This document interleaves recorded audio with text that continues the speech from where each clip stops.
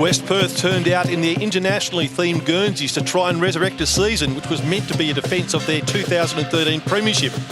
With even a finals appearance now a remote possibility, they were up against an informed Subiaco lineup, who have their sights set firmly on a top two finish. Now he's just got to kick it to a contest. Goes in toward the full forward area. Here's a chance for Adams. Dodd did well, great strength. Got the hand pass off to Crisp. I beg your pardon, it's got it off to Patenti. He's kicked the goal. Strike, not sure what to do, so lets to kick it to himself. He just trot into a bit of vacant space in the right back pocket. Now into the middle of the ground, big pack up. Comes down to Bristow, another chance for Subiaco. They'll steady. The shot on goal is spot on. Comes, however, to Hunt. Now, Hunt's hand pass, a looping one off to Jones. Jones had prior opportunity. Good tackle. They've got the advantage. Waters now for Subiaco. Goes long on goal. Needs a good bounce and will get it. Gone through. So a long goal by Reece Waters. And now a kick, a desperate kick by Kerr, but only goes as far as Wheeler for Subiaco. He's outside the 50. A good-looking kick on goal. He's got the range. He's got the accuracy. Oh, well done by Clancy Wheeler. High kick towards centre wing. Big punch by Kernan. Straight to Wheeler, though. Wheeler pumps a hand pass off to Stockley. They've got the advantage. Something happened off the ball.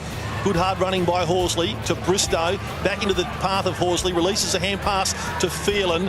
Phelan now accelerates, gets himself clear. Needs to sneak a kick between two opponents and does brilliantly. Oh, Chris Phelan, one of the goals of the match so far. So Kernan, that was a beautiful knock like the last one. This time it was to Guadnan, who goes straight down the middle of the ground. Bad bounce there for Leishman. Picked up by Salikas. Gives it off to Crisp. His fortunes have turned around. Mark Crisp drills it through. West Perth would love another quick one, and they get a clearance. It's through Black towards half forward. Onto it again, Crisp. Can he kick a second in a matter of seconds? The kick is perfect. Oh, they're coming, the Falcons. Fires a hand pass out to Rumble. Away goes Toomey. He's caught. Released a hand pass. Illegally, said the West Perth fans. Crisp to Kernan. Needs to kick a goal. Chris Kernan goes long. Says, leave it to me. I'll show you how to do it. Thrown in again. Both rucks missed it. Phelan didn't take it either. Wadman. Van Berlo. Can he pick it up? He will. He gets tackled. He got it out the back to Hunt. Shovels the hand pass forward. Sock it off the ground. Kerr kicks the goal. That'd have been a nervous moment when he couldn't pick it up. He decided, I won't worry about that. For the winners, Waters, Halligan and McDougall each kicked 2 goals. DeLuca, Hampson, Phelan and Wheeler 1 apiece. Whilst for the Falcons, Crisp and Rodder each kicked 2. Kerr, Brown, Salikas, Nelson and Johnson 1 apiece. For West Perth, Kerr was outstanding with 31 possessions, 7 marks. He also kicked a goal. Nelson, another ball magnet, he had 30 possessions. Black, 29. Van Berlo was outstanding with 25 possessions. Hunt, 9 marks and 18 possessions. Strike, 5 marks and 19 possessions. And Jones, 19 possessions. Guadnan chipped in with 22.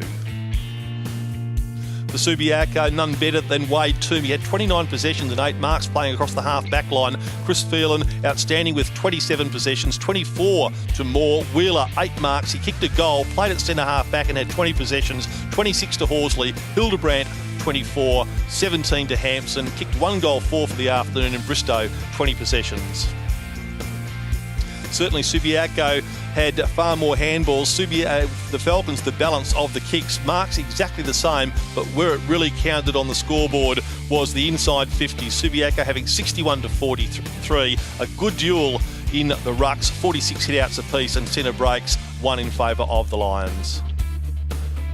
And Subiaco led at every change by 6 points at quarter time, by 32 at the long break. They still led by 28 points at 3/4 time and ran out winners 13-19, 97 to 11-6, 72 the margin, 25 points to the good of the Lions.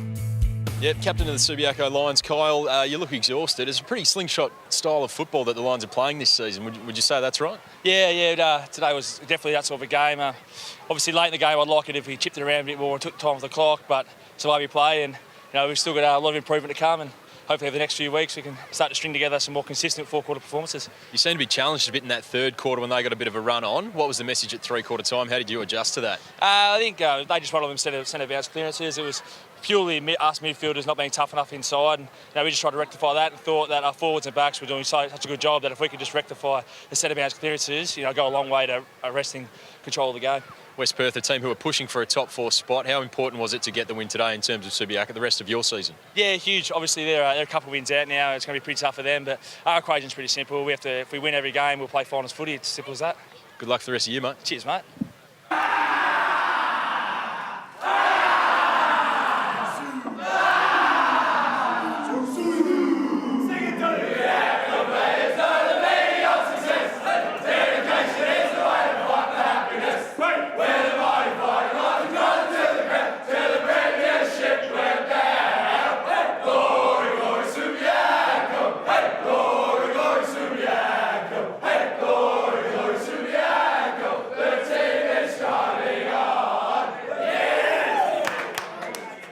Well, Jared, they challenged you in the third quarter. What was your message at three-quarter time and how did the boys react?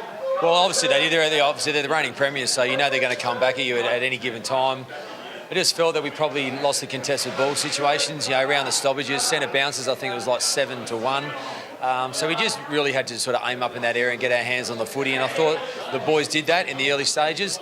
As the game went on, obviously in the fourth quarter, a bit of fatigue set in, probably some skill errors cost us. But to kick a couple of goals late shows a sign of the true character that the boys wanted to fight it out. The injury to Lachlan Delahunty, any word on that at the moment? Look, I think he's tweaked his knee again, but look, we'll assess him during the week. And look, if he needs a couple of weeks off, hopefully it's not too bad. Hopefully it's just a little strain. But look, we've got 6 to 7 weeks, so hopefully get him right, and we've got to make sure that we look after him. The midfield were superb today for you guys, looking at the stats. Guys like Jason Bristow, Kyle Horsley, Chris Phelan, how important have they been today and throughout the season? Yeah, well Kyle and Jason have been fantastic all year, really led from the front. Fez has been sort of half back on ball and stepped up again today.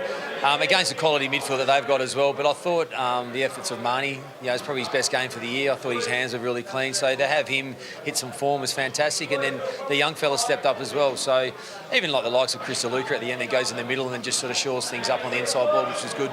Good luck for the rest of you, mate. Thanks, mate. In other matches, East Perth flexed their muscles, defeating East Fremantle by 28 points. South Fremantle got up over Peel Thunder, Perth, to win by 12 points, and Peel Thunder hung on in the close one of the day, defeating the Tigers by just 2 points.